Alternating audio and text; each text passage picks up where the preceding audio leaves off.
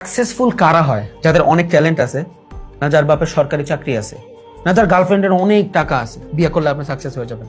No, successful তারা হয় যাদের আশেপাশে সাকসেসফুল মানুষ ঘোরে। বিকজ আপনি যদি আনসাকসেসফুল মানুষের সাথে ঘুরেন, যারা জীবনে কিছু করে নাই, বা আপনার ভেলা বন্ধু বান্ধব কিছু আছে, ওদের যা বলবেন মামা আমি এই বিজনেসটা করতে চাই, আপনারা দিবে ডিমোটিভেটেড করে, আরে তোরে দিগলা হবে না, কি করতেছিস এগুলা, বকর চক্কর হবে না।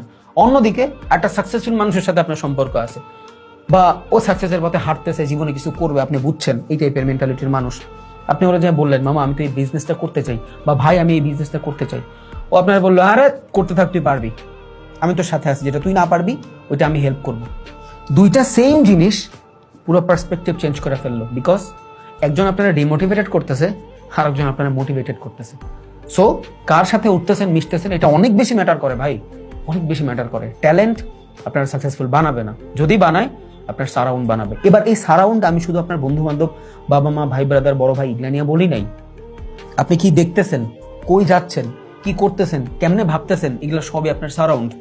আপনি যদি অলওয়েজ এখন কন্টেন্ট দেখেন ইনস্টাগ্রামে, টিকটকের ভিতরে মেয়েগো ছেড়িগো নাচানাচি, আপনি ওই টাইপের মেন্টালিটি ভাববেন, অলওয়েজ মায়া মায়া মায়া নিয়েই আপনার ইন্টেনশন কাজ করবে। বাট আপনি যদি দেখেন ওই মানুষটা এটা করছে, ও এটা করছে, ও বিজনেস করতেছে, তখন ওই কন্টেন্ট কনজিউমের কারণে আপনি ওর মতন হওয়ার ট্রাই করবেন। তখন কি হবে, আপনি বেটার একটা লাইফ বা বেটার একটা গোল সেট করতে পারবেন ভালো একটা লাইফের জন্য। তো ম্যাটার করে ভাই, কি দেখতেছেন, কার সাথে মিশতেছেন, এগুলো অনেক বেশি ম্যাটার করে। সাকসেস, ট্যালেন্ট, টাকা দিয়া আর অনেকগুলো ভালো বন্ধুর মাধ্যমে আসে না। একটা বন্ধু যথেষ্ট 100টা উল্টাপাল্টা বন্ধু বান্ধবের থেকে। সো যদি এই টাইপের একটা থাকে থাকবে, যদি না থাকে একা থাকেন, ভালো থাকবেন।